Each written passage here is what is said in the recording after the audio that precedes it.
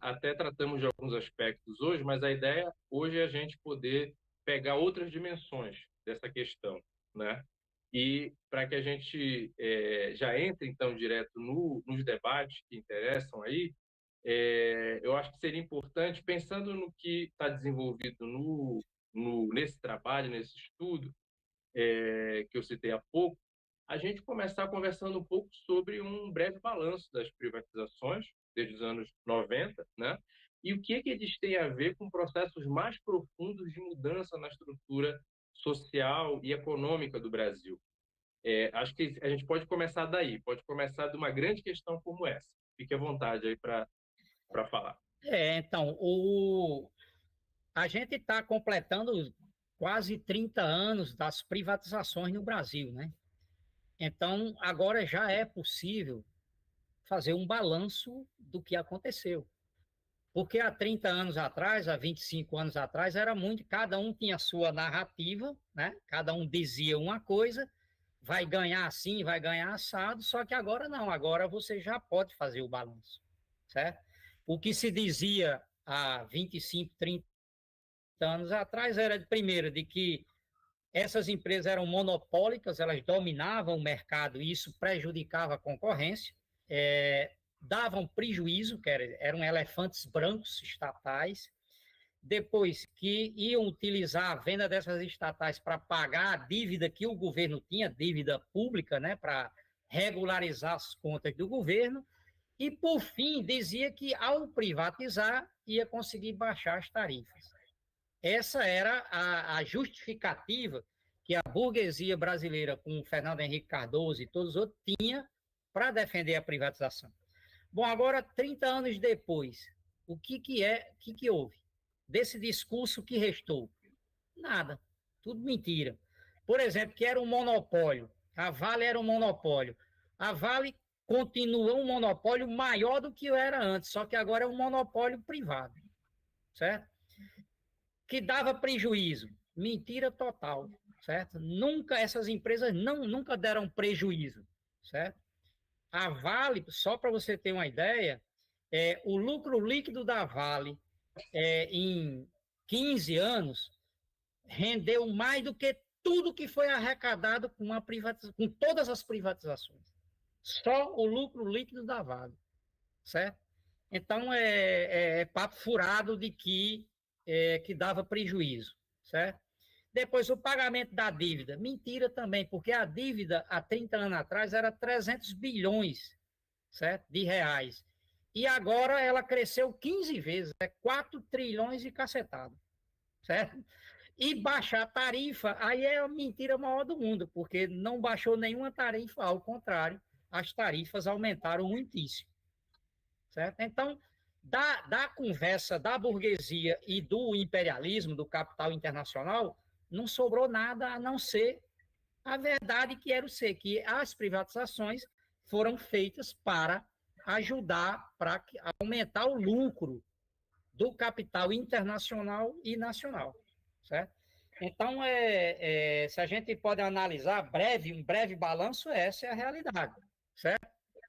As duas maiores empresas privatizadas ou semi-privatizadas, uma é a Vale, que já hoje é um monopólio internacional, é uma empresa multinacional, né?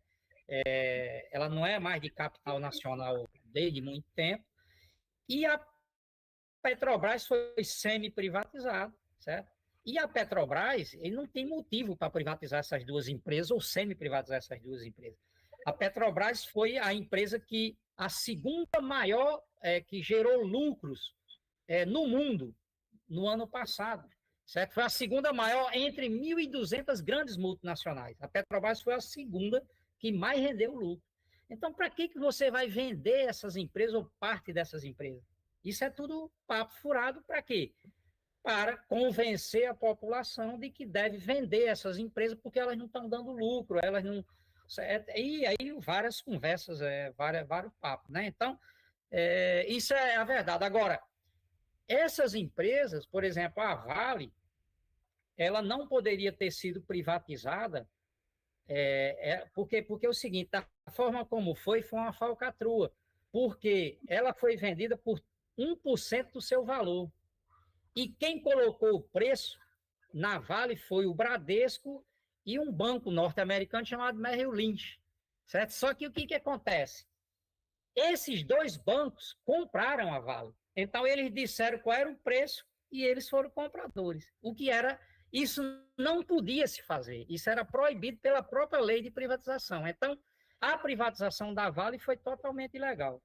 A privatização a privatização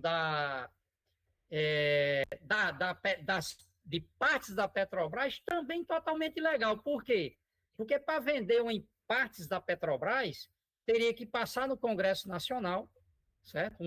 O debate no Congresso Nacional, e teria que ter uma licitação. E Bolsonaro não fez nenhuma coisa nem outra, saiu vendendo, e o preço não foi nem colocado por Banco Direito, foi um arranjo aí que depois é que nós vamos saber as fortunas que foi roubado aí nessas vendas da Petrobras, certo?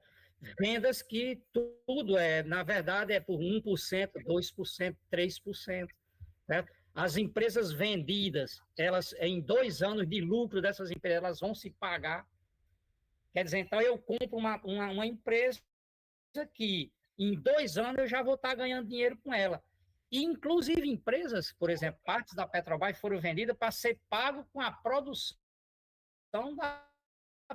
do próprio negócio. Por exemplo, os campos de petróleo daqui do Rio Grande do Norte, o Polo Potiguar, foi vendido por uma empresa chamada 3R. Para você ter uma ideia, o barril de petróleo foi vendido para eles num valor de $2,90, certo? $2,90.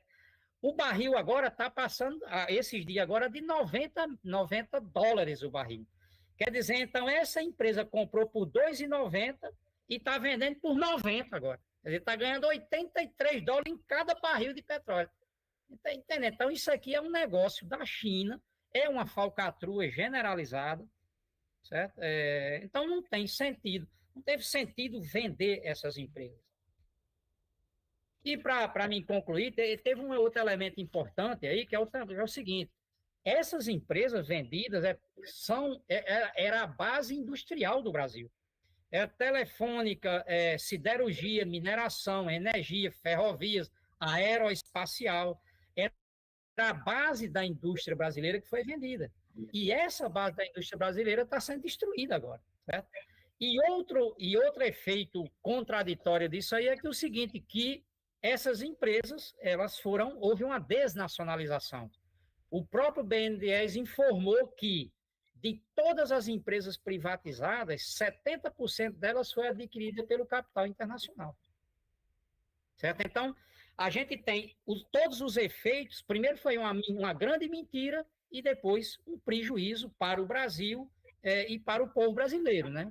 Quer dizer que foi quem perdeu com tudo isso, e agora nós estamos vendo que perda grande que é, na medida em que hoje a gente tem a indústria brasileira desbarrancando, quer dizer, sendo destruída totalmente, certo?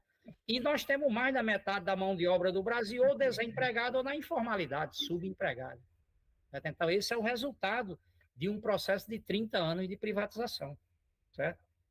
Uhum. É a esse